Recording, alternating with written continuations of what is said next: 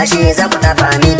Masoyan Allah ya bar ni da ku sai ku ce amin. Amin, amin, amin, amin, amin. Muku tare da mai yare. Da nan mai yare na ku nake sunan baya canzawa. Bai canzawa. Idan na sako bai ci murya ta ba ta boyewa. Ba ta goyewa. Kamar yanayi na ido zai bambance hatsi mai wa. Hatsi mai wa. Abdullahi na wa kauye bai ta kan zo ka dorawa. Zo ka dorawa.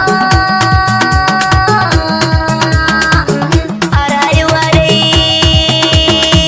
muku dar a rayuwa dai komai yakan yi canji san baya kurewa. Abin da ke cikin rai dai bai wuce jiki ba. Duk wanda ke da rai na san bai wuce rabo ba. Ya za yoyin yau tafiya ba da guzure ba. Washin ta yaya zan ta san ba da yan uba ba.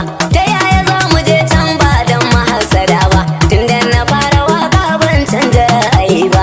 Allah ya ba mu baiwar ba wai nufin mutum ba. Inda mutum yake bayarwa ba za ya ban ba. Idan na tashi waka ba wai alfahari ba. Kowanne bangare ne ba a gwadon salo ba. Suna kawai aka fi mu ba mu zo ga lokaci ba.